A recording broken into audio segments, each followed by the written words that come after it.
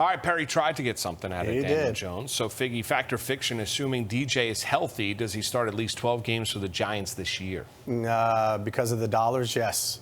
And I think after you get through 12 games, you realize which way this franchise is going, and you might have to make a change and make a move to the backup. That's why Locke is in town. Yeah, I think if he's healthy, he's playing. I mean, to be perfectly honest with you, I don't think so. I think if he's upright, I would not imagine there'd be such a downturn in performance. Got to remember, he was in a sink or swim year a couple years ago, and he had his most productive year as a Giant. They went to the playoffs and beat the Minnesota Vikings. He knows it's another sink or swim year. And listen, I understand that people want to take the emotions out of it.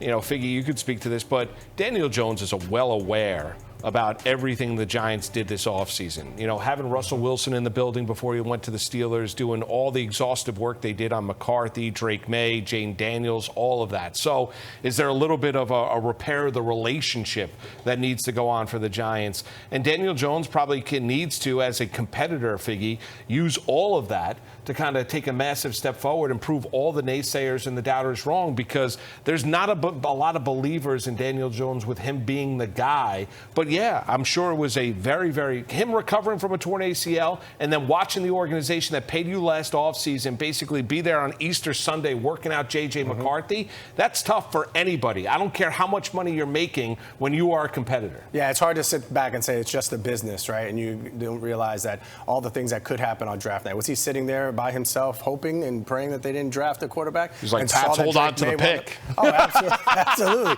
You know, he was sitting there worried, not knowing which way this organization was going to go. Well, they got him a playmaker. Now is an opportunity for him to go out there and show what he's capable of doing. He's going to have one shot at this, and he has to make the most of it, because this will be his last shot based on the performance we've seen before, the injury history as well, and you're talking about $40 million moving forward. So I think this is going to be a tremendous opportunity for him.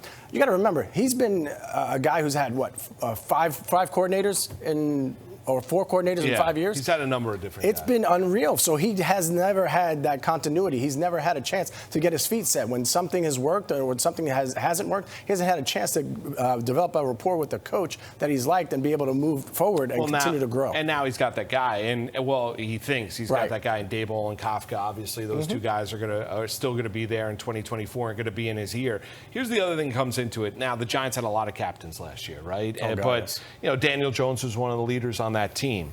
Now, you've been in major league clubhouses, right?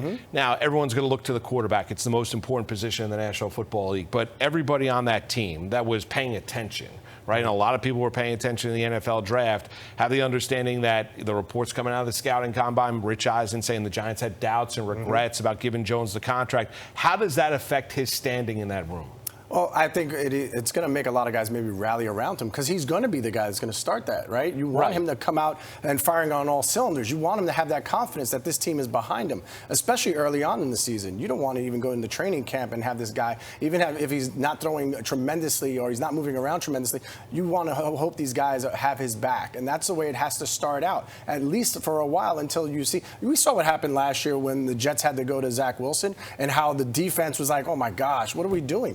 We're out here killing ourselves to keep the game a low-scoring game, and all we need is guys to play competent football. That's a good point. Daniel Jones isn't a competent quarterback. I was looking at more of the negative aspect. No, I don't think guys are not going to look at him and say, you're not the future guy here. Right, but if you've ever been in that situation, and a lot of these veteran players have, you never want to be in that situation. That's true. Where everybody's pointing fingers and talking behind your back. Yeah, let's see. And I think Daniel Jones, let's see if he can bounce forward. He's going to be given every opportunity. If he has a really, really good year, Giants aren't going to be in the quarterback market next offseason.